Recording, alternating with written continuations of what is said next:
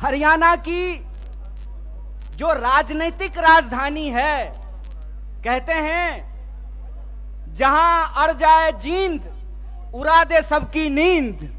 तो जींद के इस धरती पर, इस पावन धरती पर आने का अवसर दिया है, इसके लिए मैं आप सबका तहे दिल से धन्यवाद करता हूं, आपको शुक्रिया कहता हूं। दोस्तों, मैं अपनी बात आपसे करूं उससे पहले हमारा और आपका एक रिश्ता है, हमारा आपका एक संबंध है। वो संबंध है मेहनत का, वो संबंध है ईमानदारी का, वो संबंध है खून पसीने का। उसके बारे में मैं एक बात आपसे कहना चाहता हूं। जब मैं बिहार से चल करके दिल्ली आया था कलेक्टर बनने के लिए, यूपीएससी की तैयारी करने के लिए, तो हमारे साथ हरियाणा के कुछ लोग रहते थे, रोहतक के, झज्जर के, चरखी दादरी के, यमुनानगर के, सिरसा के, करनाल के, अंबाला के, पानीपत के, सोनीपत के।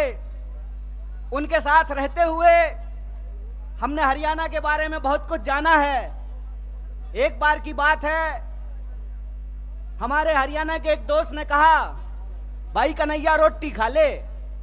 तो मैंने कहा, भाई साहब दोपहर का वक्त है, हम लोग रोटी नहीं चावल खाते हैं। तो मेरे हरियाणा के उस दोस्त ने कहा, भाई हम चावल भी खाते हैं तो उसको रोटी खाना ही कहते हैं। भले तू चावल खा ले, लेकिन मैं तो यही कहूंगा रोटी खा ले तू। तो मैं समझता हूं ये जो रोटी का संबंध है वो बिहार के लोगों का हरियाणा के लोगों के साथ है। आप जो देश भर के लिए हरियाणा के मेहनती किसान चावल उगाते हैं, हम बिहार वाले उस चावल को बोते हैं, उस चावल को काटते हैं, उस चावल को बोरियों में भरते हैं। इसीलिए हमारा और आपका रिश्ता प्रेम का रिश्ता है, मेहनत का रिश्ता है, ईमानदारी का रिश्ता है, खून पसीने का रिश्ता है। और इसी खून पसीने के रिश्ते के दम पे कुछ बात मैं आपके सामने करने के लिए आया हूं। हालांकि मेरा मानना है कि जींद के लोगों को राजनीति कहने की जरूरत नहीं है, क्योंकि हरियाणा में, उत्तर भारत में देश की राजनीति अगर बदलती है कहीं तो उसकी शुरुआत जींद से होती है, उसकी आगाज जींद से होती है। और जब हम दिल्ली से आ रहे थे तो आते हुए ही हमको इस देश के प्रधानमंत्री की बेईमानी की निशानी देखने को मिली। और वो बेईमानी की निशानी क्या है? तो टीकरी बॉर्डर पर बहादुरगढ़ के पास आज भी किसान आंदोलन का वो क्रांतिकारी इतिहास, उसके चिन्ह वहां पे मौजूद हैं कि किस तरीके से इस सरकार ने इस देश के किसानों के साथ बेईमानी की थी। एक बार फिर से आप जानते हैं कि हरियाणा प्रदेश है खिलाड़ियों का। हरियाणा वो प्रदेश है जहां सबसे ज्यादा पदक जीत करके देश के लिए अगर कोई लाते हैं तो वो हरियाणा के छोरे और छोरियां, ये बात हम सब जानते हैं। अगर आप इस देश की फौज को उठा करके देख लें तो सबसे ज्यादा बेल्ट की नौकरी करने वाले नौजवान अगर कहीं पैदा होते हैं तो हरियाणा में पैदा होते हैं। लेकिन अगर आप आज हरियाणा की स्थिति देखें तो इस बेईमान भाजपा सरकार ने हरियाणा को एक जगह और एक नंबर कर दिया है। और वो जगह, जब हम बेरोजगारी की बात करते हैं तो आज हरियाणा बेरोजगारी में भी नंबर 1 हो गया है। ये जो हरियाणा के अंदर हालात पैदा हुए हैं उसके बारे में अगर कहीं से क्रांतिकारी शुरुआत हो सकती है तो वो धरती जींद है। इसीलिए मैं धरती के तमाम माताओं, बहनों, किसान मजदूर भाइयों और नौजवान साथियों से कहता हूं कि इस ऐतिहासिक शुरुआत को आपको करना पड़ेगा। और आपको यह समझना होगा कि आज हम किस परिस्थिति में जाकर के खड़े हैं। आप देश के किसी भी इलाके में जाकर के घूम करके देख लीजिए, हर जगह एक बार फिर से भाजपा का प्रचार शुरू हो गया है। जब मैं रास्ते से आ रहा था, रोहतक के पास मुझे जींद की तरफ मुड़ना था तो एक दीवार पे लिखा हुआ था, फिर एक बार मोदी सरकार। मैंने अपने दोस्त को कहा, भाई गाड़ी रोक, मार्कर से इसके बगल में लिख देता हूं जहां लिखा हुआ है फिर एक बार मोदी सरकार। पहले 15 लाख ला, फिर तेरी सरकार आने की बात होगी। पहले तू हर साल 2 करोड़ नौकरी दे, फिर तेरी सरकार आने की बात होगी।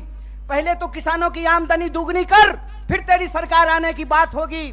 पहले तू हरियाणा जिसको बेरोजगारी में तू 1 नंबर बना दिया है, यहां रोजगार में 1 नंबर हरियाणा को बना, फिर तेरी जो है सरकार आने की बात होगी। हमारी सरकार नहीं है हरियाणा में, लेकिन श्रीमान भूपेंद्र हुड्डा साहब जब हरियाणा के मुख्यमंत्री थे, और मैं कहता हूं खाए हुए शरीर को और नहाए हुए शरीर को गवाही देने की जरूरत नहीं होती है। अरे प्रमोद भाई को देख के कोई कह देगा कि खाए पिए परिवार से हैं, कह देगा कि नहीं कह देगा? तो कहते हैं खाए हुए शरीर और नहाए हुए शरीर को गवाही की जरूरत नहीं होती है। आप बहादुरगढ़ के जितने इंडस्ट्रीज लगे हुए हैं वहां से चलना शुरू कीजिए जींद की तरफ, आपको रास्ते में फुटवियर पार्क मिलेगा। मिलता है कि नहीं मिलता है? एशियन पेंट की फैक्ट्री मिलती है कि नहीं मिलती है? दोनों तरफ छोटे कल कारखाने मिलते हैं कि नहीं मिलते हैं? ये सब हुड्डा साहब का दिया हुआ है। और मैं आपको याद दिलाता हूं, 5 किलो चावल पे खुश मत होना मेरे दोस्तों। आपका हक था कि सबको 100 गज जमीन देने की भी बात है तो इस सरकार से पूछना चाहिए कि जमीन कहां है। भाजपा की बांटने वाली राजनीति को आपको समझना पड़ेगा। आपको यह समझना पड़ेगा कि भाजपा की राजनीति नफरत पे चलती है, भाजपा की राजनीति बेईमानी पे चलती है, भाजपा की राजनीति लोगों को आपस में लड़ा करके लूटने पे चलती है।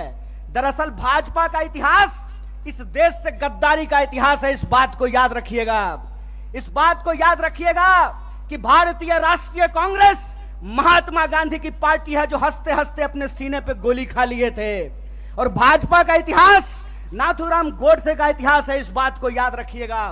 और इसीलिए मैं आपको कहता हूं कि जिस तरीके से अंग्रेज हमारे साथ करते थे, फूट डालो और राज करो, उसी तरह से भाजपा आज कर रही है, फूट डाल रही है और इस देश पे राज कर रही है। मैं आपसे एक सवाल पूछना चाहता हूं, आज 10 साल भाजपा की राजनीति को होने को है, 9 साल देश में भाजपा की राजनीति पूरी हो चुकी है।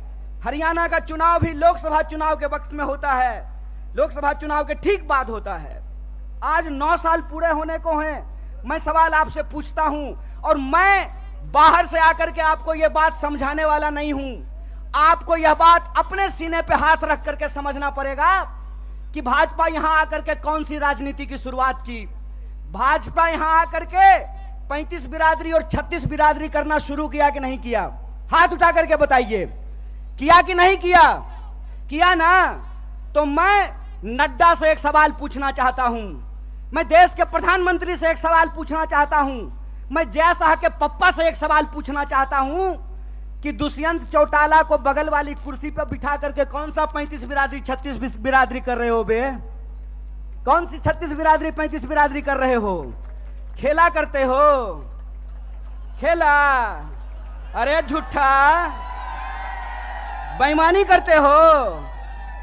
मैं आपसे कहता हूं, और आप सोच करके इस बात को बताइए, जहां धर्म होगा वहां हिंदू मुसलमान करेंगे, और जहां मुसलमान नहीं होगा वहां 35 बिरादरी 36 बिरादरी करेंगे। यह मन में आप सोचिए और विचार कीजिए। अगर मैं गलत हूं, निकालो रस्सी, लगाओ फांसी पे। अगर तुम गलत हो तो लोकतंत्र में तुम्हारी बेईमानी का भी एक एक हिसाब लिया जाएगा। इस बात को याद रखना, इस बात को याद रखना कि इस देश के अंदर जब लोग न्याय की बात करते हैं, जब लोग अपने हक की बात करते हैं, जब किसानों की आमदनी दोगुनी करने की बात करते हैं, जब नौजवानों को 2 करोड़ नौकरियों की बात करते हैं, महिलाओं के सम्मान की बात करते हैं, इस देश में गरीबी को कम करने की बात करते हैं, तो आप उसको देशद्रोही बोलते हैं। और आपके बंटवारे की राजनीति में अगर कोई शामिल हो जाए, कोई धर्म के आधार पर देश को जो लड़ाने की राजनीति है उसका हिस्सा बन जाए, जो समाज को जात के नाम पे लड़ाने की राजनीति है उसका हिस्सा बन जाए, तो जब बाहर थे तो विरोधी थे और आपके बगल में आकर के बैठ गए तो माला पहनाते हो रे बेईमान। अरे कौन सा ऐसा वॉशिंग मशीन है रे कि जब कांग्रेस में रहता है तो चोर होता है और तुम्हारा पार्टी में जाकर के ईमानदार हो जाता है रे झूठा। देश को ठगते हो, देश को ठग के बेईमानी करते हो। तो हमको एक सवाल का जवाब दीजिए। ये 35 बिरादरी 36 बिरादरी कहते हैं और नारा लगाते हैं सबका साथ सबका विकास। अगर सबका साथ सबका विकास नारा है तो हरियाणा में 35 बिरादरी 36 बिरादरी कौन कर रहा है? भाजपा इस सवाल का जवाब दे। यह सवाल मैं पूछना चाहता हूं। और मैं ये सवाल पूछना चाहता हूं कि हरियाणा के इस तरफ पानीपत में, सोनीपत में 35 बिरादरी 36 बिरादरी, यमुना जी के उस पार 35 बिरादरी 36 बिरादरी नहीं। बोलिए सोच करके, यहां वोट चाहिए, वहां वोट नहीं चाहिए, और वहां वोट चाहिए और यहां वोट नहीं चाहिए। नदी पार करते हुए ही बेईमानों का ईमान बदल जाता है। यमुना के पार अलग राजनीति बागपत में, यमुना के इस पार सोनीपत में अलग राजनीति। इस खेल को हरियाणा के लोगों को समझना पड़ेगा, इस खेल को जींद के लोगों को समझना पड़ेगा। और याद रखिएगा, जब जब नींद से उठता है जींद, तब तब आती है हरियाणा में बदलाव और हरियाणा में आती है क्रांति। इसीलिए मैं आपसे आग्रह करने के लिए आया हूं कि आपको समझना पड़ेगा कि देश के भीतर जो सच्चाई है वो हकीकत हमको अपनी आंखों से देखना पड़ेगा। क्या नारा लगाए थे? बहुत हुआ महंगाई का मार, अब की बार मोदी सरकार। तो सिलेंडर 1200 रुपया में इनका चचा बेच रहा है। बताइए, पेट्रोल डीजल 100 रुपया लीटर मिल रहा है। क्या नारा लगाए थे कि हर साल 2 करोड़ नौकरी देंगे। 9 साल हो गया है, अभी टीवी पर प्रचार आएगा 9 साल बेमिसाल। तो मैं देश के नौजवानों से कहता हूं, हरियाणा के नौजवानों से कहता हूं, 9 साल देश बेहाल। पूछो कि 9 साल में 18 करोड़ नौकरी क्यों नहीं है? यह सवाल प्रधानमंत्री से पूछना जाना चाहिए। और आपने कहा था ना कि किसानों की आमदनी हम दुगनी कर देंगे। किसानों को 1 साल तक इस दिल्ली के बॉर्डर पे जाकर के आंदोलन करना पड़ा था। सैकड़ों किसानों को अपनी जान गंवानी पड़ी थी। और ये जिसका जिसका नाम लेते हैं ना, उसके उसके साथ बेईमानी करते हैं। 9 साल दोस्त बेमिसाल, 9 साल देश बेहाल। यह सच्चाई देश के लोगों को समझना पड़ेगा। पहले किसानों को ठगा, फिर जवानों को ठगा। बोलिए, अग्निवीर आया है कि नहीं आया है? आया है ना। तो एमपी बनेगा 4 साल के लिए, एमपी बनेगा 5 साल के लिए, अग्नि बनेगा 4 साल के लिए। बोलिए, बेईमानी है कि नहीं है? है ना। तो आप जींद के लोग हैं ना, कड़कड़ा के बोलिए बेईमान को बेईमान, चोर को चोर बोलिए, बेईमान को बेईमान बोलिए। हमारा लोकतंत्र का अधिकार, ये हमारा ईमान है कि बेईमान को बेईमान बोलेंगे। अगर प्रधानमंत्री 5 साल का हो सकता है तो सिपाही 4 साल के लिए क्यों होगा? अगर एमपी को पेंशन मिल सकता है तो बेल्ट की नौकरी करने वाला कांस्टेबल को पेंशन क्यों नहीं मिलेगा? ये सवाल पूछिए। ये सवाल पूछिए कि अगर प्रधानमंत्री को पेंशन मिल सकता है तो मास्टर साहब को पेंशन क्यों नहीं मिलेगा? प्रोफेसर साहब को पेंशन क्यों नहीं मिलेगा? सिपाही को पेंशन क्यों नहीं मिलेगा?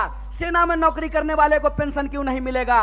और मैं अपने बड़े भाई दीपेंद्र साहब के सामने आपसे वादा करता हूं, कांग्रेस का हाथ मजबूत कीजिए, भारतीय राष्ट्रीय कांग्रेस को लेकर के आइए। हमने हिमाचल में ओल्ड पेंशन स्कीम लागू किया है, हरियाणा में भी ओल्ड पेंशन स्कीम को लागू करेंगे। इस बात को याद रखिएगा। इसीलिए हम कहते हैं कि यह देश एक बदलाव चाहता है। हम मानते हैं कि आपको हमसे कुछ नाराजगी होगी। कई बार माँ बाप को भी अपने बच्चे से नाराजगी हो जाती है, लेकिन माँ बाप अपने बच्चे को उठा करके डस्टबिन में नहीं फेंक देते हैं। क्या माता जी? फेंक देते हैं। तो भारतीय राष्ट्रीय कांग्रेस आपकी पार्टी है और भारतीय राष्ट्रीय कांग्रेस का मुद्दा आपका मुद्दा है। और हम देश के प्रधानमंत्री नहीं हैं कि झूठ बोलेंगे, आकर के आपको जबरदस्ती कहेंगे कि हमारा जींद से बहुत पुराना नाता है। अरे प्रधानमंत्री जी, जींद से आपका पुराना नाता है ना, तो एक और मेडिकल कॉलेज यहां खुलवा दीजिए। रास्ता में आते हुए सड़क पे बहुत सारा गड्ढा है, यहाँ के लोगों को इलाज कराने के लिए हिसार जाना पड़ता है, यहाँ के लोगों को इलाज कराने के लिए दिल्ली जाना पड़ता है। अगर आपका नाता है तो जींद के लोगों को ठगना बंद कीजिए, क्योंकि जींद के लोग अगर जाग गए तो जींद हरियाणा की राजनीतिक राजधानी है और हरियाणा में बदलाव से कोई रोक नहीं सकता है। अगर आप परिवर्तन करेंगे तो हमारा वादा है कि हरियाणा को हम बेरोजगारी में नहीं, रोजगार में नंबर 1 बनाएंगे।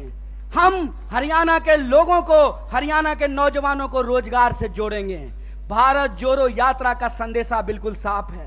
हम नौजवानों को रोजगार से जोड़ना चाहते हैं, किसानों को एमएसपी से जोड़ करके रखना चाहते हैं, महिलाओं को उनके सम्मान से जोड़ करके रखना चाहते हैं, बुजुर्गों को उनके पेंशन से जोड़ करके रखना चाहते हैं। इसीलिए हमारा जो लड़ाई है, हमारा जो संघर्ष है, वो कुर्सी की लड़ाई नहीं है। हमारा जो संघर्ष है वो सत्ता की नहीं है, सत्य की है। तो मैं आप तमाम जींद के लोगों से यह अपील लेना चाहता हूं, मैं आप तमाम लोगों से यह आग्रह करना चाहता हूं, सत्य की इस लड़ाई में लोग कहते हैं कि बिहार भी राजनीतिक रूप से बहुत सक्रिय जगह है, बिहार भी बहुत राजनीतिक रूप से सक्रिय है, लेकिन कई बार चिराग तले अंधेरा होता है।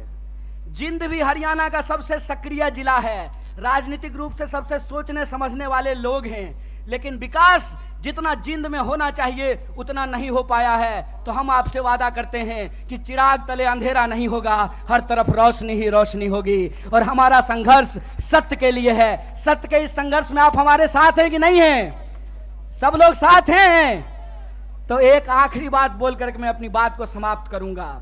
आज 20 मई है, आज हमको दीपेंद्र साहब को भी शपथ ग्रहण समारोह में होना था, लेकिन हमने जींद से वादा किया था, अपने भाई से वादा किया था कि हम जनता के बीच में रहेंगे और सिर्फ कर्नाटक में नहीं, अगली बार हरियाणा के शपथ ग्रहण में शामिल होंगे। ये संकल्प लेकर के जाते हैं। इसी आशा और विश्वास के साथ मैं अपनी बात को खत्म करता हूं। शुक्रिया। इनकलाब जिंदाबाद। जय हिंद, जय हरियाणा, जय कांग्रेस।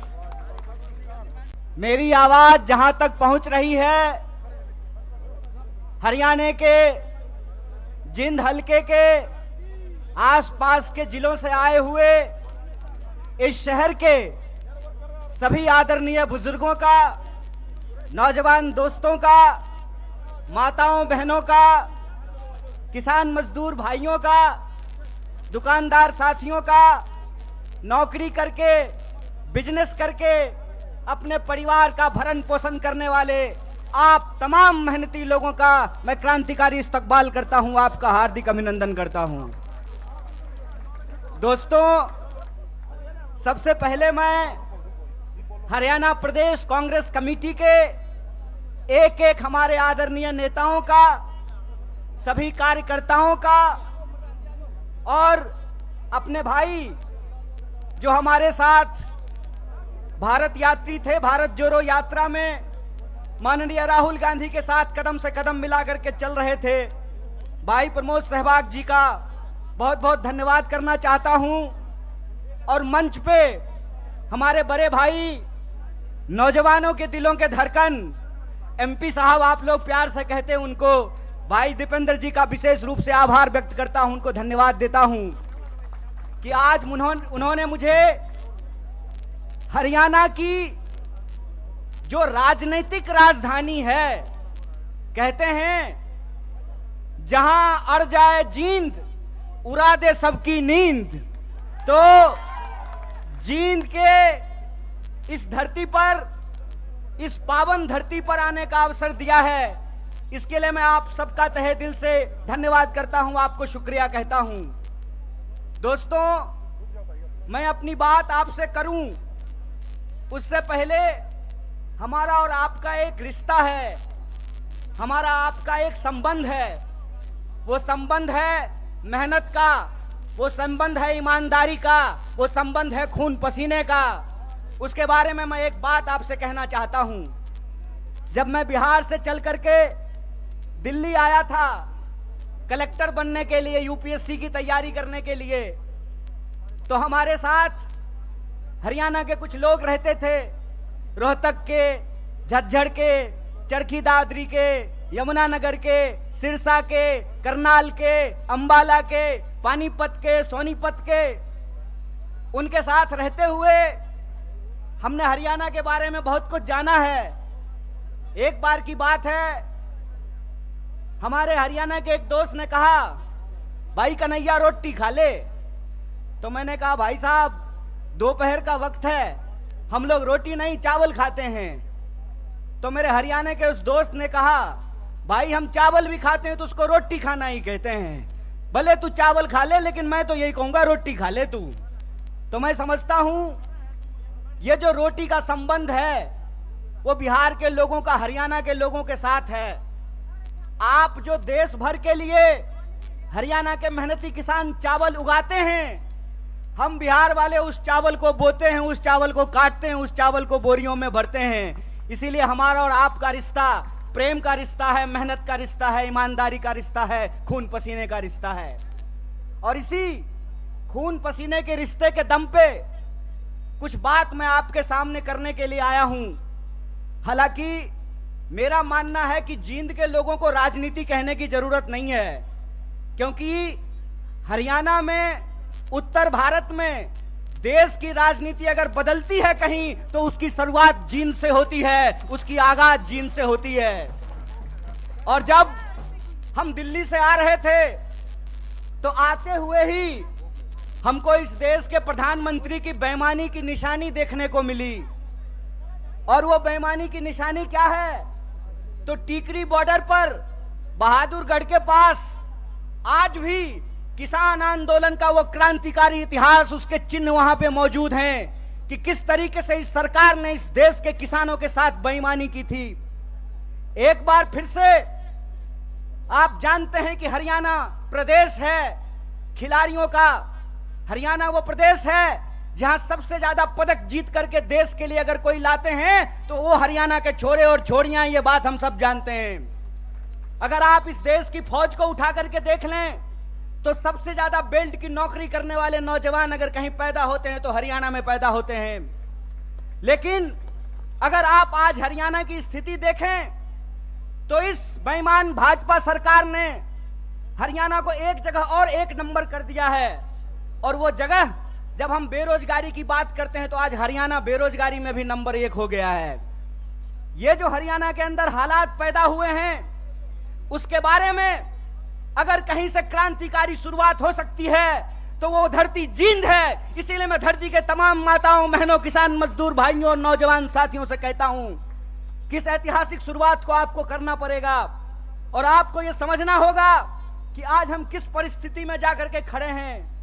आप देश के किसी भी इलाके में जाकर के घूम करके देख लीजिए, हर जगह एक बार फिर से भाजपा का प्रचार शुरू हो गया है। जब मैं रास्ते से आ रहा था, रोहतक के पास मुझे जींद की तरफ मुड़ना था तो एक दीवार पे लिखा हुआ था, फिर एक बार मोदी सरकार। मैंने अपने दोस्त को कहा, भाई गाड़ी रोक, मार्कर से इसके बगल में लिख देता हूं जहां लिखा हुआ है फिर एक बार मोदी सरकार। पहले 15 लाख ला, फिर तेरी सरकार आने की बात होगी। पहले तू हर साल 2 करोड़ नौकरी दे, फिर तेरी सरकार आने की बात होगी। पहले तू किसानों की आमदनी दुगनी कर, फिर तेरी सरकार आने की बात होगी। पहले तू हरियाणा, जिसको बेरोजगारी में तू 1 नंबर बना दिया है, यहां रोजगार में 1 नंबर हरियाणा को बना, फिर तेरी जो है सरकार आने की बात होगी। हमारी सरकार नहीं है हरियाणा में, लेकिन श्रीमान भूपेंद्र हुड्डा साहब जब हरियाणा के मुख्यमंत्री थे, और मैं कहता हूं खाए हुए शरीर को और नहाए हुए शरीर को गवाही देने की जरूरत नहीं होती है। अरे प्रमोद भाई को देख के कोई कह देगा कि खाए पिए परिवार से हैं, कह देगा कि नहीं कह देगा? तो कहते हैं खाए हुए शरीर और नहाए हुए शरीर को गवाही की जरूरत नहीं होती है। आप बहादुरगढ़ के जितने इंडस्ट्रीज लगे हुए हैं वहां से चलना शुरू कीजिए जींद की तरफ, आपको रास्ते में फुटवियर पार्क मिलेगा। मिलता है कि नहीं मिलता है? एशियन पेंट की फैक्ट्री मिलती है कि नहीं मिलती है? दोनों तरफ छोटे कल कारखाने मिलते हैं कि नहीं मिलते हैं? ये सब हुड्डा साहब का दिया हुआ है। और मैं आपको याद दिलाता हूं, 5 किलो चावल पे खुश मत होना मेरे दोस्तों। आपका हक था कि सबको 100 गज जमीन देने की भी बात है तो इस सरकार से पूछना चाहिए कि जमीन कहां है। भाजपा की बांटने वाली राजनीति को आपको समझना पड़ेगा। आपको यह समझना पड़ेगा कि भाजपा की राजनीति नफरत पे चलती है, भाजपा की राजनीति बेईमानी पे चलती है, भाजपा की राजनीति लोगों को आपस में लड़ा करके लूटने पे चलती है। दरअसल भाजपा का इतिहास इस देश से गद्दारी का इतिहास है। इस बात को याद रखिएगा, इस बात को याद रखिएगा कि भारतीय राष्ट्रीय कांग्रेस महात्मा गांधी की पार्टी है जो हंसते हंसते अपने सीने पे गोली खा लिए थे। और भाजपा का इतिहास नाथूराम गोडसे का इतिहास है, इस बात को याद रखिएगा। और इसीलिए मैं आपको कहता हूं कि जिस तरीके से अंग्रेज हमारे साथ करते थे, फूट डालो और राज करो, उसी तरह से भाजपा आज कर रही है, फूट डाल रही है और इस देश पे राज कर रही है। मैं आपसे एक सवाल पूछना चाहता हूं। आज 10 साल भाजपा की राजनीति को होने को है, 9 साल देश में भाजपा की राजनीति पूरी हो चुकी है। हरियाणा का चुनाव भी लोकसभा चुनाव के वक्त में होता है, लोकसभा चुनाव के ठीक बाद होता है। आज 9 साल पूरे होने को हैं। मैं सवाल आपसे पूछता हूं, और मैं बाहर से आकर के आपको यह बात समझाने वाला नहीं हूं। आपको यह बात अपने सीने पे हाथ रख करके समझना पड़ेगा कि भाजपा यहां आकर के कौन सी राजनीति की शुरुआत की। भाजपा यहां आकर के 35 बिरादरी और 36 बिरादरी करना शुरू किया कि नहीं किया? हाथ उठा करके बताइए, किया कि नहीं किया?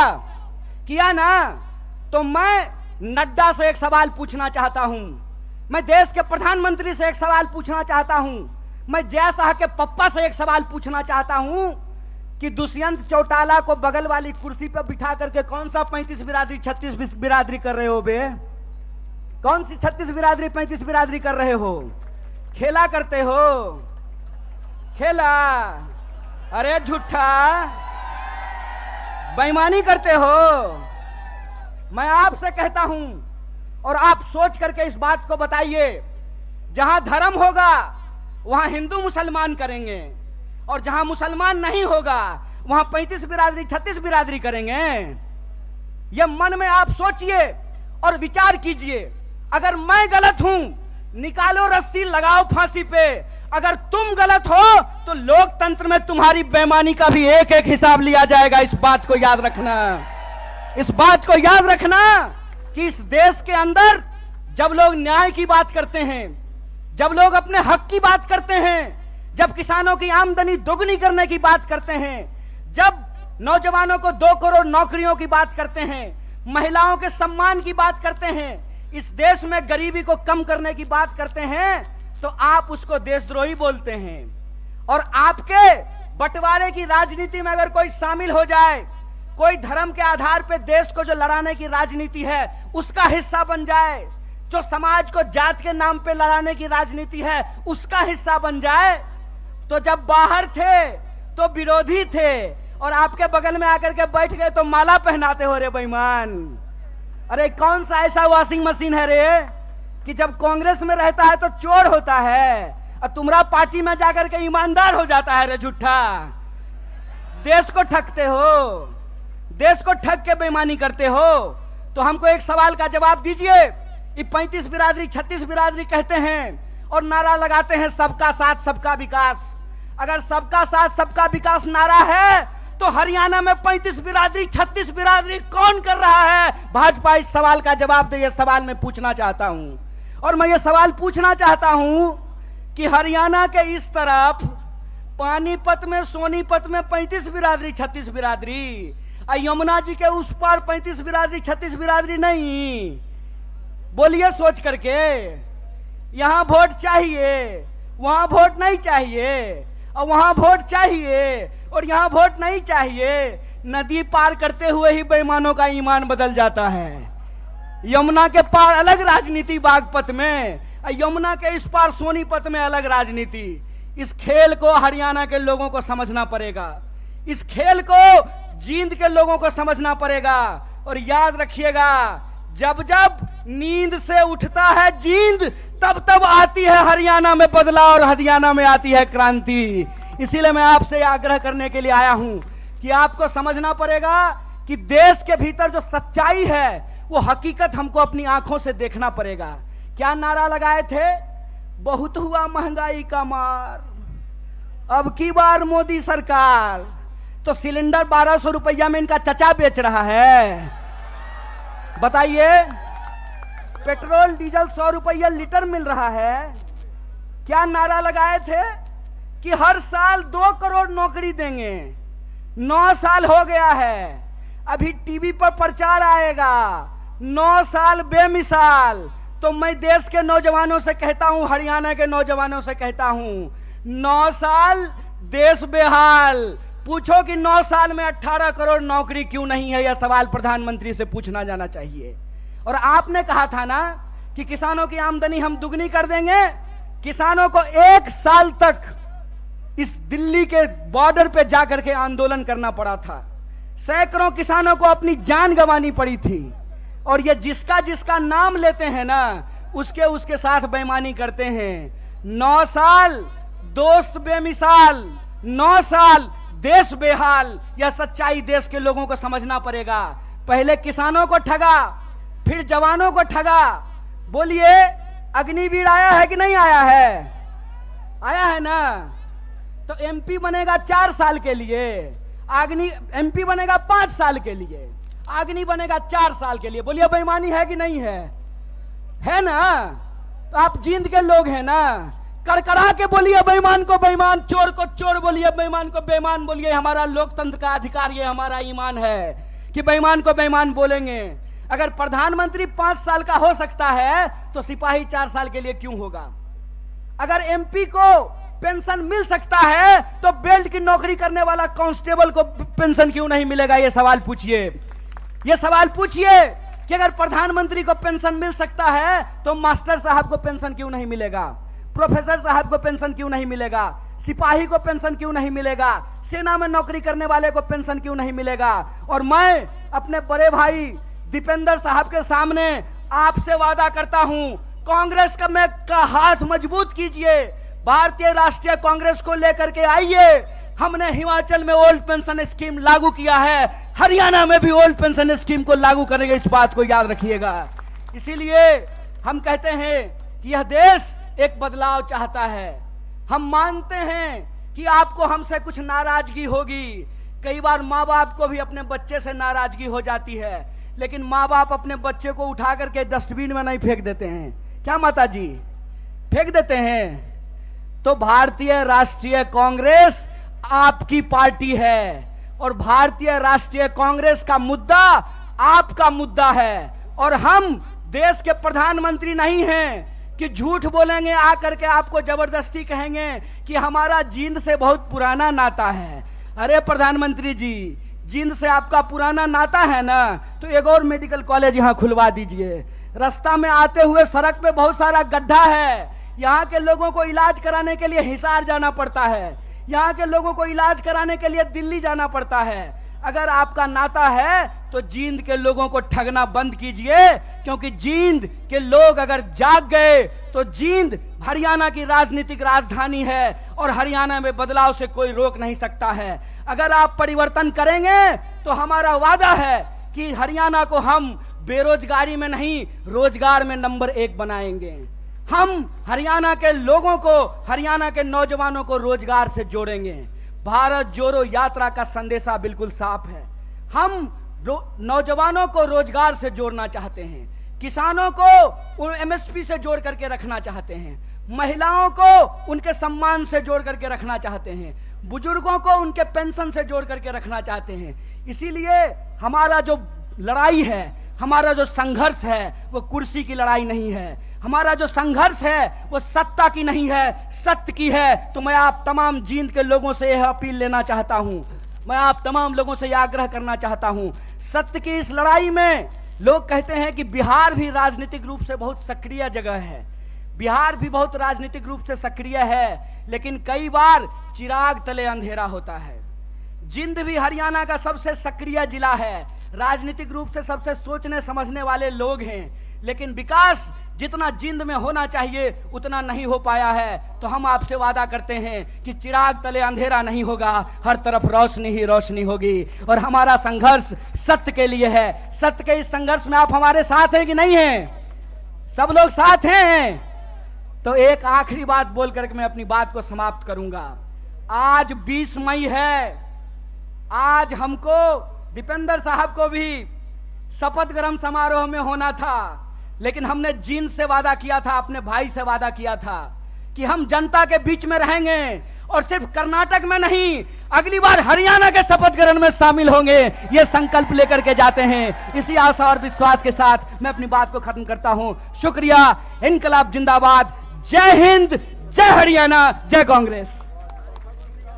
मेरी आवाज जहां तक पहुंच रही है, हरियाणा के जींद हलके के आसपास के जिलों से आए हुए इस शहर के सभी आदरणीय बुजुर्गों का, नौजवान दोस्तों का, माताओं बहनों का, किसान मजदूर भाइयों का, दुकानदार साथियों का, नौकरी करके बिजनेस करके अपने परिवार का भरण पोषण करने वाले आप तमाम मेहनती लोगों का मैं क्रांतिकारी इस्तकबाल करता हूं, आपका हार्दिक अभिनंदन करता हूं। दोस्तों, सबसे पहले मैं हरियाणा प्रदेश कांग्रेस कमेटी के एक एक हमारे आदरणीय नेताओं का, सभी कार्यकर्ताओं का और अपने भाई जो हमारे साथ भारत यात्री थे, भारत जोड़ो यात्रा में माननीय राहुल गांधी के साथ कदम से कदम मिलाकर के चल रहे थे, भाई प्रमोद सहवाग जी का बहुत बहुत धन्यवाद करना चाहता हूं। और मंच पे हमारे बड़े भाई, नौजवानों के दिलों के धड़कन, एमपी साहब आप लोग प्यार से कहते हैं उनको, भाई दीपेंद्र जी का विशेष रूप से आभार व्यक्त करता हूं, उनको धन्यवाद देता हूं कि आज उन्होंने मुझे हरियाणा की जो राजनीतिक राजधानी है, कहते हैं जहां अड़ जाए जींद उड़ा दे सबकी नींद, तो जींद के इस धरती पर, इस पावन धरती पर आने का अवसर दिया है। इसके लिए मैं आप सबका तहे दिल से धन्यवाद करता हूं, आपको शुक्रिया कहता हूं। दोस्तों, मैं अपनी बात आपसे करूं उससे पहले हमारा और आपका एक रिश्ता है, हमारा आपका एक संबंध है। वो संबंध है मेहनत का, वो संबंध है ईमानदारी का, वो संबंध है खून पसीने का। उसके बारे में मैं एक बात आपसे कहना चाहता हूं। जब मैं बिहार से चल करके दिल्ली आया था कलेक्टर बनने के लिए, यूपीएससी की तैयारी करने के लिए, तो हमारे साथ हरियाणा के कुछ लोग रहते थे, रोहतक के, झज्जर के, चरखी दादरी के, यमुनानगर के, सिरसा के, करनाल के, अंबाला के, पानीपत के, सोनीपत के। उनके साथ रहते हुए हमने हरियाणा के बारे में बहुत कुछ जाना है। एक बार की बात है, हमारे हरियाणा के एक दोस्त ने कहा, भाई कन्हैया रोटी खा ले। तो मैंने कहा, भाई साहब दोपहर का वक्त है, हम लोग रोटी नहीं चावल खाते हैं। तो मेरे हरियाणा के उस दोस्त ने कहा, भाई हम चावल भी खाते हैं तो उसको रोटी खाना ही कहते हैं, भले तू चावल खा ले लेकिन मैं तो यही कहूंगा रोटी खा ले तू। तो मैं समझता हूं ये जो रोटी का संबंध है वो बिहार के लोगों का हरियाणा के लोगों के साथ है। आप जो देश भर के लिए हरियाणा के मेहनती किसान चावल उगाते हैं, हम बिहार वाले उस चावल को बोते हैं, उस चावल को काटते हैं, उस चावल को बोरियों में भरते हैं। इसीलिए हमारा और आपका रिश्ता प्रेम का रिश्ता है, मेहनत का रिश्ता है, ईमानदारी का रिश्ता है, खून पसीने का रिश्ता है। और इसी खून पसीने के रिश्ते के दम पे कुछ बात मैं आपके सामने करने के लिए आया हूं। हालांकि मेरा मानना है कि जींद के लोगों को राजनीति कहने की जरूरत नहीं है, क्योंकि हरियाणा में, उत्तर भारत में देश की राजनीति अगर बदलती है कहीं तो उसकी शुरुआत जींद से होती है, उसकी आगाज जींद से होती है। और जब हम दिल्ली से आ रहे थे तो आते हुए ही हमको इस देश के प्रधानमंत्री की बेईमानी की निशानी देखने को मिली। और वो बेईमानी की निशानी क्या है? तो टीकरी बॉर्डर पर बहादुरगढ़ के पास आज भी किसान आंदोलन का वो क्रांतिकारी इतिहास, उसके चिन्ह वहां पे मौजूद हैं कि किस तरीके से इस सरकार ने इस देश के किसानों के साथ बेईमानी की थी। एक बार फिर से आप जानते हैं कि हरियाणा प्रदेश है खिलाड़ियों का। हरियाणा वो प्रदेश है जहां सबसे ज्यादा पदक जीत करके देश के लिए अगर कोई लाते हैं तो वो हरियाणा के छोरे और छोरियां, ये बात हम सब जानते हैं। अगर आप इस देश की फौज को उठा करके देख लें तो सबसे ज्यादा बेल्ट की नौकरी करने वाले नौजवान अगर कहीं पैदा होते हैं तो हरियाणा में पैदा होते हैं। लेकिन अगर आप आज हरियाणा की स्थिति देखें तो इस बेईमान भाजपा सरकार ने हरियाणा को एक जगह और एक नंबर कर दिया है।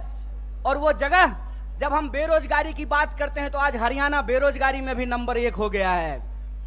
ये जो हरियाणा के अंदर हालात पैदा हुए हैं उसके बारे में अगर कहीं से क्रांतिकारी शुरुआत हो सकती है तो वो धरती जींद है। इसीलिए मैं धरती के तमाम माताओं, बहनों, किसान, मजदूर भाइयों और नौजवान साथियों से कहता हूं कि इस ऐतिहासिक शुरुआत को आपको करना पड़ेगा और आपको यह समझना होगा कि आज हम किस परिस्थिति में जाकर के खड़े हैं। आप देश के किसी भी इलाके में जाकर के घूम करके देख लीजिए, हर जगह एक बार फिर से भाजपा का प्रचार शुरू हो गया है। जब मैं रास्ते से आ रहा था, रोहतक के पास मुझे जींद की तरफ मुड़ना था तो एक दीवार पे लिखा हुआ था, फिर एक बार मोदी सरकार। मैंने अपने दोस्त को कहा, भाई गाड़ी रोक, मार्कर से इसके बगल में लिख देता हूं जहां लिखा हुआ है फिर एक बार मोदी सरकार। पहले 15 लाख ला, फिर तेरी सरकार आने की बात होगी। पहले तू हर साल 2 करोड़ नौकरी दे, फिर तेरी सरकार आने की बात होगी। पहले तू किसानों की आमदनी दुगनी कर, फिर तेरी सरकार आने की बात होगी। पहले तू हरियाणा जिसको बेरोजगारी में तू 1 नंबर बना दिया है, यहां रोजगार में 1 नंबर हरियाणा को बना, फिर तेरी जो है सरकार आने की बात होगी। हमारी सरकार नहीं है हरियाणा में, लेकिन श्रीमान भूपेंद्र हुड्डा साहब जब हरियाणा के मुख्यमंत्री थे, और मैं कहता हूं खाए हुए शरीर को और नहाए हुए शरीर को गवाही देने की जरूरत नहीं होती है।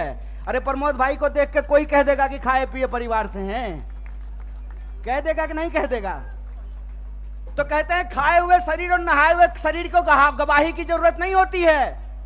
आप बहादुरगढ़ के जितने इंडस्ट्रीज लगे हुए हैं वहां से चलना शुरू कीजिए जींद की तरफ, आपको रास्ते में फुटवियर पार्क मिलेगा। मिलता है कि नहीं मिलता है? एशियन पेंट की फैक्ट्री मिलती है कि नहीं मिलती है? दोनों तरफ छोटे कल कारखाने मिलते हैं कि नहीं मिलते हैं? ये सब हुड्डा साहब का दिया हुआ है। और मैं आपको याद दिलाता हूं, 5 किलो चावल पे खुश मत होना मेरे दोस्तों। आपका हक था कि सबको 100 गज जमीन देने की भी बात है तो इस सरकार से पूछना चाहिए कि जमीन कहां है। भाजपा की बांटने वाली राजनीति को आपको समझना पड़ेगा।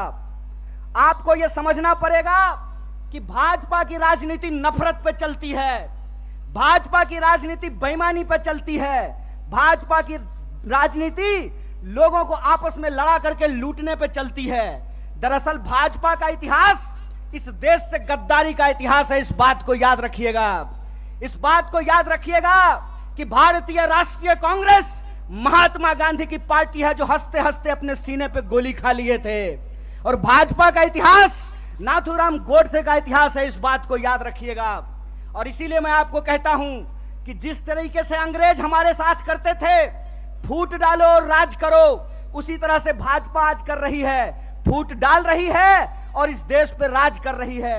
मैं आपसे एक सवाल पूछना चाहता हूं, आज 10 साल भाजपा की राजनीति को होने को है, 9 साल देश में भाजपा की राजनीति पूरी हो चुकी है। हरियाणा का चुनाव भी लोकसभा चुनाव के वक्त में होता है, लोकसभा चुनाव के ठीक बाद होता है। आज 9 साल पूरे होने को हैं। मैं सवाल आपसे पूछता हूं, और मैं बाहर से आकर के आपको यह बात समझाने वाला नहीं हूं। आपको यह बात अपने सीने पे हाथ रख करके समझना पड़ेगा कि भाजपा यहां आकर के कौन सी राजनीति की शुरुआत की। भाजपा यहां आकर के 35 बिरादरी और 36 बिरादरी करना शुरू किया कि नहीं किया? हाथ उठा करके बताइए, किया कि नहीं किया? किया ना? तो मैं नड्डा से एक सवाल पूछना चाहता हूं, मैं देश के प्रधानमंत्री से एक सवाल पूछना चाहता हूं, मैं जय शाह के पप्पा से एक सवाल पूछना चाहता हूं कि दुष्यंत चौटाला को बगल वाली कुर्सी पर बिठा करके कौन सा 35 बिरादरी 36 बिरादरी कर रहे हो बे? कौन सी 36 बिरादरी 35 बिरादरी कर रहे हो? खेला करते हो? खेला? अरे झूठा, बेईमानी करते हो। मैं आपसे कहता हूं, और आप सोच करके इस बात को बताइए, जहां धर्म होगा वहां हिंदू मुसलमान करेंगे, और जहां मुसलमान नहीं होगा वहां 35 बिरादरी 36 बिरादरी करेंगे। यह मन में आप सोचिए और विचार कीजिए। अगर मैं गलत हूं, निकालो रस्सी, लगाओ फांसी पे। अगर तुम गलत हो तो लोकतंत्र में तुम्हारी बेईमानी का भी एक एक हिसाब लिया जाएगा। इस बात को याद रखना, इस बात को याद रखना कि इस देश के अंदर जब लोग न्याय की बात करते हैं, जब लोग अपने हक की बात करते हैं, जब किसानों की आमदनी दोगुनी करने की बात करते हैं, जब नौजवानों को 2 करोड़ नौकरियों की बात करते हैं, महिलाओं के सम्मान की बात करते हैं, इस देश में गरीबी को कम करने की बात करते हैं, तो आप उसको देशद्रोही बोलते हैं। और आपके बंटवारे की राजनीति में अगर कोई शामिल हो जाए, कोई धर्म के आधार पर देश को जो लड़ाने की राजनीति है उसका हिस्सा बन जाए, जो समाज को जात के नाम पे लड़ाने की राजनीति है उसका हिस्सा बन जाए, तो जब बाहर थे तो विरोधी थे और आपके बगल में आकर के बैठ गए तो माला पहनाते हो रे बेईमान। अरे कौन सा ऐसा वॉशिंग मशीन है रे कि जब कांग्रेस में रहता है तो चोर होता है और तुम्हारा पार्टी में जाकर के ईमानदार हो जाता है रे झूठा। देश को ठगते हो, देश को ठग के बेईमानी करते हो। तो हमको एक सवाल का जवाब दीजिए। ये 35 बिरादरी 36 बिरादरी कहते हैं और नारा लगाते हैं सबका साथ सबका विकास। अगर सबका साथ सबका विकास नारा है तो हरियाणा में 35 बिरादरी 36 बिरादरी कौन कर रहा है? भाजपा इस सवाल का जवाब दे। ये सवाल मैं पूछना चाहता हूं और मैं ये सवाल पूछना चाहता हूं कि हरियाणा के इस तरफ पानीपत में सोनीपत में 35 बिरादरी 36 बिरादरी, यमुना जी के उस पार 35 बिरादरी 36 बिरादरी नहीं। बोलिए सोच करके, यहां वोट चाहिए, वहां वोट नहीं चाहिए, और वहां वोट चाहिए और यहां वोट नहीं चाहिए। नदी पार करते हुए ही बेईमानों का ईमान बदल जाता है। यमुना के पार अलग राजनीति बागपत में, यमुना के इस पार सोनीपत में अलग राजनीति। इस खेल को हरियाणा के लोगों को समझना पड़ेगा, इस खेल को जींद के लोगों को समझना पड़ेगा। और याद रखिएगा, जब जब नींद से उठता है जींद तब तब आती है हरियाणा में बदलाव और हरियाणा में आती है क्रांति। इसीलिए मैं आपसे आग्रह करने के लिए आया हूं कि आपको समझना पड़ेगा कि देश के भीतर जो सच्चाई है वो हकीकत हमको अपनी आंखों से देखना पड़ेगा। क्या नारा लगाए थे? बहुत हुआ महंगाई का मार, अब की बार मोदी सरकार। तो सिलेंडर 1200 रुपया में इनका चचा बेच रहा है। बताइए, पेट्रोल डीजल 100 रुपया लीटर मिल रहा है। क्या नारा लगाए थे कि हर साल 2 करोड़ नौकरी देंगे। 9 साल हो गया है, अभी टीवी पर प्रचार आएगा 9 साल बेमिसाल। तो मैं देश के नौजवानों से कहता हूं, हरियाणा के नौजवानों से कहता हूं, 9 साल देश बेहाल। पूछो कि 9 साल में 18 करोड़ नौकरी क्यों नहीं है? यह सवाल प्रधानमंत्री से पूछना जाना चाहिए। और आपने कहा था ना कि किसानों की आमदनी हम दुगनी कर देंगे। किसानों को 1 साल तक इस दिल्ली के बॉर्डर पे जाकर के आंदोलन करना पड़ा था। सैकड़ों किसानों को अपनी जान गंवानी पड़ी थी। और ये जिसका जिसका नाम लेते हैं ना, उसके साथ बेईमानी करते हैं। 9 साल दोस्त बेमिसाल, 9 साल देश बेहाल। यह सच्चाई देश के लोगों को समझना पड़ेगा। पहले किसानों को ठगा, फिर जवानों को ठगा। बोलिए, अग्निवीर आया है कि नहीं आया है? आया है ना। तो एमपी बनेगा 4 साल के लिए, एमपी बनेगा 5 साल के लिए, अग्नि बनेगा 4 साल के लिए। बोलिए बेईमानी है कि नहीं है? है ना। तो आप जींद के लोग हैं ना, कड़कड़ा के बोलिए बेईमान को बेईमान, चोर को चोर बोलिए, बेईमान को बेईमान बोलिए। हमारा लोकतंत्र का अधिकार, ये हमारा ईमान है कि बेईमान को बेईमान बोलेंगे। अगर प्रधानमंत्री 5 साल का हो सकता है तो सिपाही 4 साल के लिए क्यों होगा? अगर एमपी को पेंशन मिल सकता है तो बेल्ट की नौकरी करने वाला कांस्टेबल को पेंशन क्यों नहीं मिलेगा? ये सवाल पूछिए। ये सवाल पूछिए कि अगर प्रधानमंत्री को पेंशन मिल सकता है तो मास्टर साहब को पेंशन क्यों नहीं मिलेगा? प्रोफेसर साहब को पेंशन क्यों नहीं मिलेगा? सिपाही को पेंशन क्यों नहीं मिलेगा? सेना में नौकरी करने वाले को पेंशन क्यों नहीं मिलेगा? और मैं अपने बड़े भाई दीपेंद्र साहब के सामने आपसे वादा करता हूं, कांग्रेस का हाथ मजबूत कीजिए, भारतीय राष्ट्रीय कांग्रेस को लेकर के आइए। हमने हिमाचल में ओल्ड पेंशन स्कीम लागू किया है, हरियाणा में भी ओल्ड पेंशन स्कीम को लागू करेंगे। इस बात को याद रखिएगा। इसीलिए हम कहते हैं कि यह देश एक बदलाव चाहता है।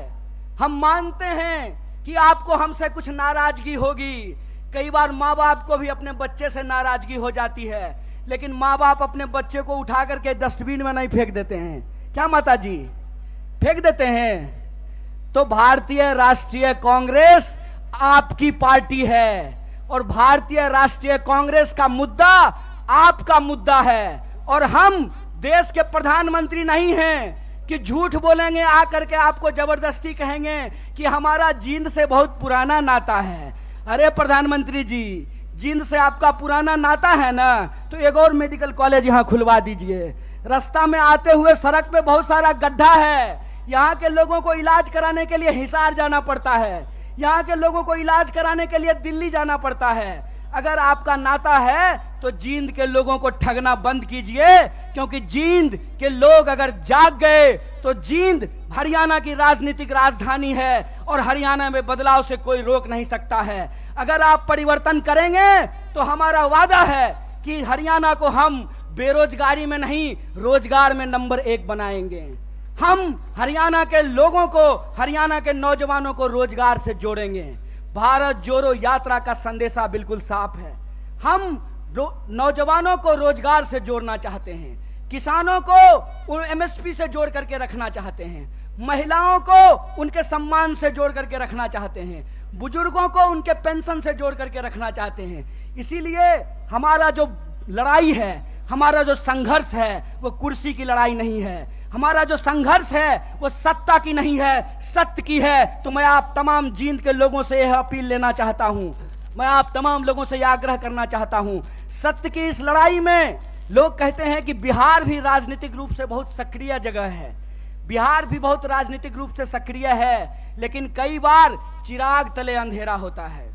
जींद भी हरियाणा का सबसे सक्रिय जिला है, राजनीतिक रूप से सबसे सोचने समझने वाले लोग हैं, लेकिन विकास जितना जींद में होना चाहिए उतना नहीं हो पाया है। तो हम आपसे वादा करते हैं कि चिराग तले अंधेरा नहीं होगा, हर तरफ रोशनी ही रोशनी होगी। और हमारा संघर्ष सत्य के लिए है। सत्य के इस संघर्ष में आप हमारे साथ हैं कि नहीं हैं? सब लोग साथ हैं। तो एक आखिरी बात बोल करके मैं अपनी बात को समाप्त करूंगा। आज 20 मई है, आज हमको दीपेंद्र साहब को भी शपथ ग्रहण समारोह में होना था, लेकिन हमने जींद से वादा किया था, अपने भाई से वादा किया था कि हम जनता के बीच में रहेंगे और सिर्फ कर्नाटक में नहीं, अगली बार हरियाणा के शपथ ग्रहण में शामिल होंगे। ये संकल्प लेकर के जाते हैं। इसी आशा और विश्वास के साथ मैं अपनी बात को खत्म करता हूं। शुक्रिया। इनकलाब जिंदाबाद। जय हिंद, जय हरियाणा, जय कांग्रेस। मेरी आवाज जहां तक पहुंच रही है, हरियाणा के जींद हलके के आसपास के जिलों से आए हुए इस शहर के सभी आदरणीय बुजुर्गों का, नौजवान दोस्तों का, माताओं बहनों का, किसान मजदूर भाइयों का, दुकानदार साथियों का, नौकरी करके बिजनेस करके अपने परिवार का भरण पोषण करने वाले आप तमाम मेहनती लोगों का मैं क्रांतिकारी इस्तकबाल करता हूं, आपका हार्दिक अभिनंदन करता हूं। दोस्तों, सबसे पहले मैं हरियाणा प्रदेश कांग्रेस कमेटी के एक एक हमारे आदरणीय नेताओं का, सभी कार्यकर्ताओं का और अपने भाई जो हमारे साथ भारत यात्री थे, भारत जोड़ो यात्रा में माननीय राहुल गांधी के साथ कदम से कदम मिला करके चल रहे थे, भाई प्रमोद सहवाग जी का बहुत बहुत धन्यवाद करना चाहता हूं। और मंच पे हमारे बड़े भाई, नौजवानों के दिलों के धड़कन, एमपी साहब आप लोग प्यार से कहते हैं उनको, भाई दीपेंद्र जी का विशेष रूप से आभार व्यक्त करता हूं, उनको धन्यवाद देता हूं कि आज उन्होंने मुझे हरियाणा की जो राजनीतिक राजधानी है, कहते हैं जहां अड़ जाए जींद उड़ा दे सबकी नींद, तो जींद के इस धरती पर, इस पावन धरती पर आने का अवसर दिया है। इसके लिए मैं आप सबका तहे दिल से धन्यवाद करता हूं, आपको शुक्रिया कहता हूं। दोस्तों, मैं अपनी बात आपसे करूं उससे पहले हमारा और आपका एक रिश्ता है, हमारा आपका एक संबंध है। वो संबंध है मेहनत का, वो संबंध है ईमानदारी का, वो संबंध है खून पसीने का। उसके बारे में मैं एक बात आपसे कहना चाहता हूं।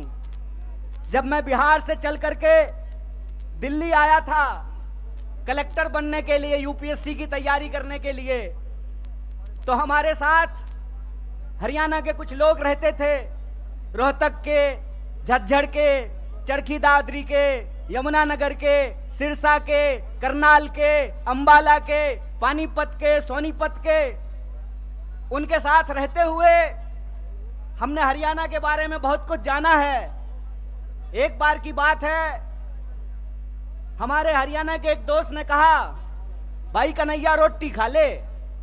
तो मैंने कहा, भाई साहब दोपहर का वक्त है, हम लोग रोटी नहीं चावल खाते हैं। तो मेरे हरियाणा के उस दोस्त ने कहा, भाई हम चावल भी खाते हैं तो उसको रोटी खाना ही कहते हैं। भले तू चावल खा ले, लेकिन मैं तो यही कहूंगा रोटी खा ले तू।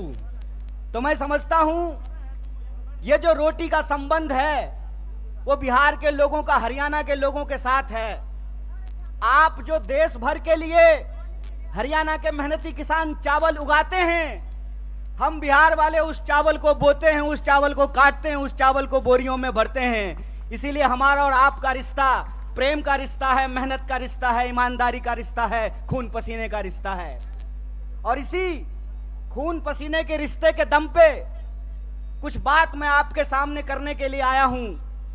हालांकि मेरा मानना है कि जींद के लोगों को राजनीति कहने की जरूरत नहीं है, क्योंकि हरियाणा में, उत्तर भारत में देश की राजनीति अगर बदलती है कहीं तो उसकी शुरुआत जींद से होती है, उसकी आगाज जींद से होती है। और जब हम दिल्ली से आ रहे थे तो आते हुए ही हमको इस देश के प्रधानमंत्री की बेईमानी की निशानी देखने को मिली। और वो बेईमानी की निशानी क्या है? तो टीकरी बॉर्डर पर बहादुरगढ़ के पास आज भी किसान आंदोलन का वो क्रांतिकारी इतिहास, उसके चिन्ह वहां पे मौजूद हैं कि किस तरीके से इस सरकार ने इस देश के किसानों के साथ बेईमानी की थी।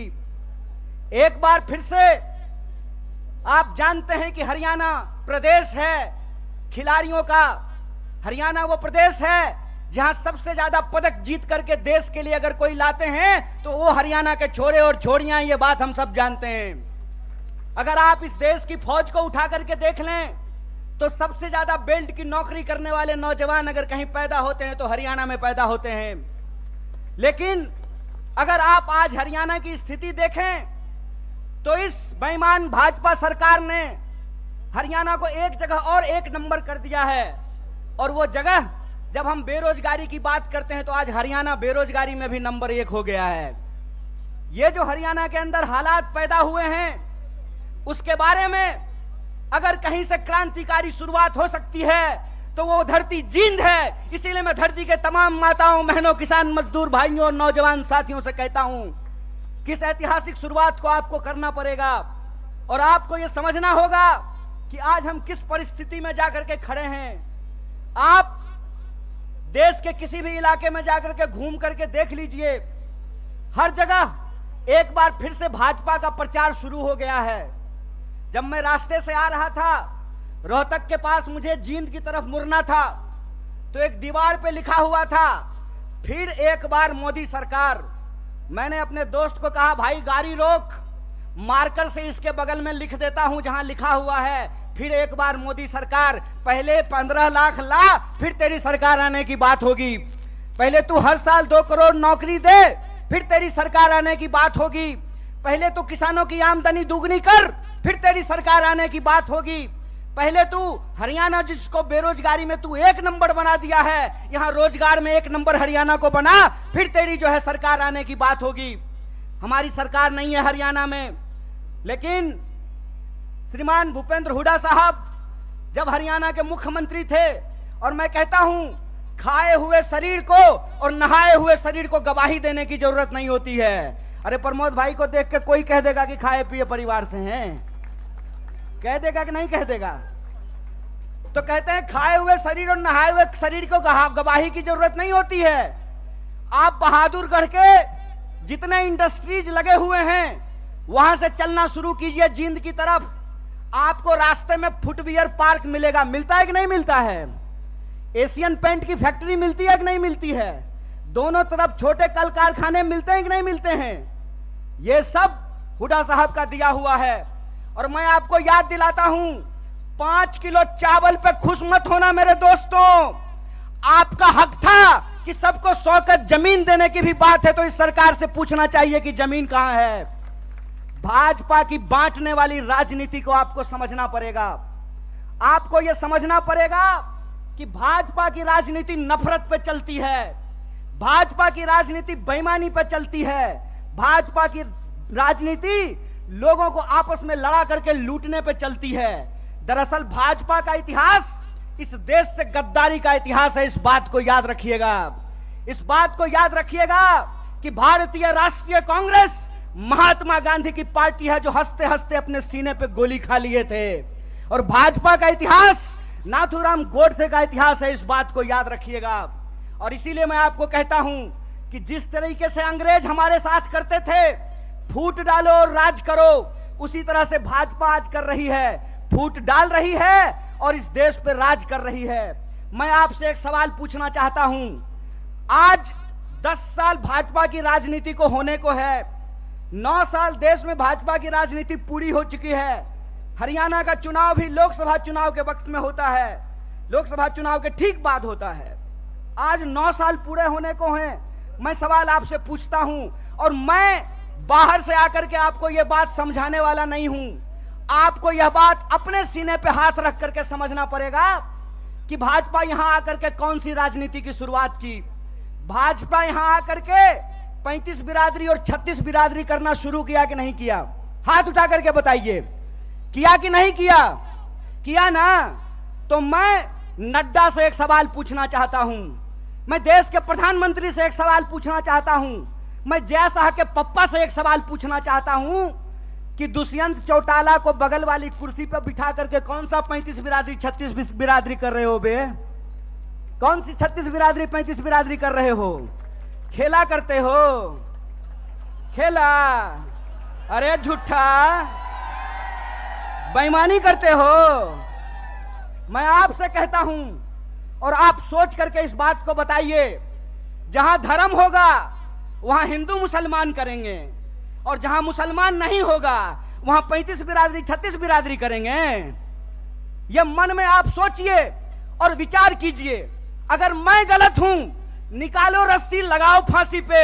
अगर तुम गलत हो तो लोकतंत्र में तुम्हारी बेईमानी का भी एक एक हिसाब लिया जाएगा। इस बात को याद रखना, इस बात को याद रखना कि इस देश के अंदर जब लोग न्याय की बात करते हैं, जब लोग अपने हक की बात करते हैं, जब किसानों की आमदनी दोगुनी करने की बात करते हैं, जब नौजवानों को 2 करोड़ नौकरियों की बात करते हैं, महिलाओं के सम्मान की बात करते हैं, इस देश में गरीबी को कम करने की बात करते हैं, तो आप उसको देशद्रोही बोलते हैं। और आपके बंटवारे की राजनीति में अगर कोई शामिल हो जाए, कोई धर्म के आधार पर देश को जो लड़ाने की राजनीति है उसका हिस्सा बन जाए, जो समाज को जात के नाम पे लड़ाने की राजनीति है उसका हिस्सा बन जाए, तो जब बाहर थे तो विरोधी थे और आपके बगल में आकर के बैठ गए तो माला पहनाते हो रे बेईमान।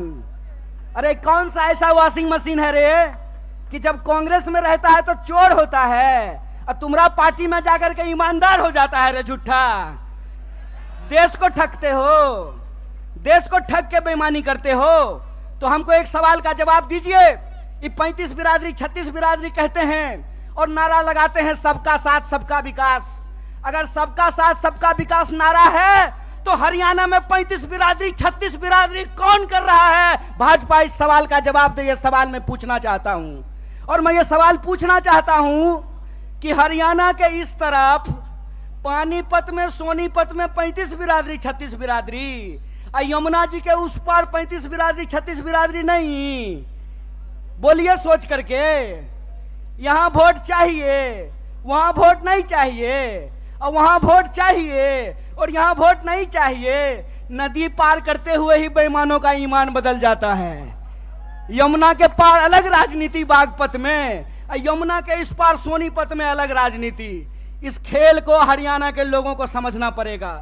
इस खेल को जींद के लोगों को समझना पड़ेगा।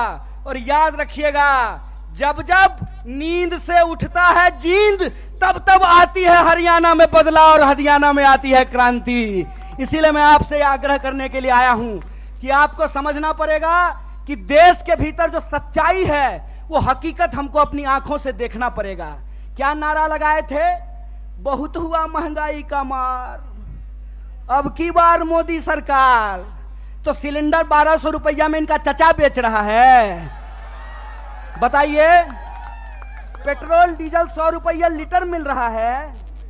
क्या नारा लगाए थे कि हर साल 2 करोड़ नौकरी देंगे। 9 साल हो गया है, अभी टीवी पर प्रचार आएगा 9 साल बेमिसाल। तो मैं देश के नौजवानों से कहता हूं, हरियाणा के नौजवानों से कहता हूं, 9 साल देश बेहाल। पूछो कि 9 साल में 18 करोड़ नौकरी क्यों नहीं है? यह सवाल प्रधानमंत्री से पूछना जाना चाहिए। और आपने कहा था ना कि किसानों की आमदनी हम दुगनी कर देंगे। किसानों को 1 साल तक इस दिल्ली के बॉर्डर पे जाकर के आंदोलन करना पड़ा था। सैकड़ों किसानों को अपनी जान गंवानी पड़ी थी। और ये जिसका जिसका नाम लेते हैं ना, उसके साथ बेईमानी करते हैं। 9 साल दोस्त बेमिसाल, 9 साल देश बेहाल। यह सच्चाई देश के लोगों को समझना पड़ेगा। पहले किसानों को ठगा, फिर जवानों को ठगा। बोलिए, अग्निवीर आया है कि नहीं आया है? आया है ना। तो एमपी बनेगा 4 साल के लिए, एमपी बनेगा 5 साल के लिए, अग्नि बनेगा 4 साल के लिए। बोलिए, बेईमानी है कि नहीं है? है ना। तो आप जींद के लोग हैं ना, कड़कड़ा के बोलिए बेईमान को बेईमान, चोर को चोर बोलिए, बेईमान को बेईमान बोलिए। हमारा लोकतंत्र का अधिकार, ये हमारा ईमान है कि बेईमान को बेईमान बोलेंगे। अगर प्रधानमंत्री 5 साल का हो सकता है तो सिपाही 4 साल के लिए क्यों होगा? अगर एमपी को पेंशन मिल सकता है तो बेल्ट की नौकरी करने वाला कांस्टेबल को पेंशन क्यों नहीं मिलेगा? ये सवाल पूछिए। ये सवाल पूछिए कि अगर प्रधानमंत्री को पेंशन मिल सकता है तो मास्टर साहब को पेंशन क्यों नहीं मिलेगा? प्रोफेसर साहब को पेंशन क्यों नहीं मिलेगा? सिपाही को पेंशन क्यों नहीं मिलेगा? सेना में नौकरी करने वाले को पेंशन क्यों नहीं मिलेगा? और मैं अपने बड़े भाई दीपेंद्र साहब के सामने आपसे वादा करता हूं, कांग्रेस का हाथ मजबूत कीजिए, भारतीय राष्ट्रीय कांग्रेस को लेकर के आइए।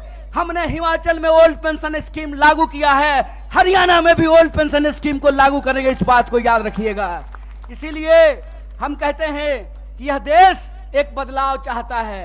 हम मानते हैं कि आपको हमसे कुछ नाराजगी होगी। कई बार माँ बाप को भी अपने बच्चे से नाराजगी हो जाती है, लेकिन माँ बाप अपने बच्चे को उठा करके डस्टबिन में नहीं फेंक देते हैं। क्या माता जी? फेंक देते हैं। तो भारतीय राष्ट्रीय कांग्रेस आपकी पार्टी है और भारतीय राष्ट्रीय कांग्रेस का मुद्दा आपका मुद्दा है। और हम देश के प्रधानमंत्री नहीं हैं कि झूठ बोलेंगे, आकर के आपको जबरदस्ती कहेंगे कि हमारा जींद से बहुत पुराना नाता है।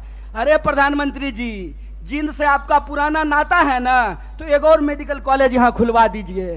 रास्ता में आते हुए सड़क पे बहुत सारा गड्ढा है, यहाँ के लोगों को इलाज कराने के लिए हिसार जाना पड़ता है, यहाँ के लोगों को इलाज कराने के लिए दिल्ली जाना पड़ता है। अगर आपका नाता है तो जींद के लोगों को ठगना बंद कीजिए, क्योंकि जींद के लोग अगर जाग गए तो जींद हरियाणा की राजनीतिक राजधानी है और हरियाणा में बदलाव से कोई रोक नहीं सकता है। अगर आप परिवर्तन करेंगे तो हमारा वादा है कि हरियाणा को हम बेरोजगारी में नहीं, रोजगार में नंबर 1 बनाएंगे। हम हरियाणा के लोगों को, हरियाणा के नौजवानों को रोजगार से जोड़ेंगे। भारत जोड़ो यात्रा का संदेशा बिल्कुल साफ है। हम नौजवानों को रोजगार से जोड़ना चाहते हैं, किसानों को एमएसपी से जोड़ करके रखना चाहते हैं, महिलाओं को उनके सम्मान से जोड़ करके रखना चाहते हैं, बुजुर्गों को उनके पेंशन से जोड़ करके रखना चाहते हैं। इसीलिए हमारा जो लड़ाई है, हमारा जो संघर्ष है, वो कुर्सी की लड़ाई नहीं है। हमारा जो संघर्ष है वो सत्ता की नहीं है, सत्य की है।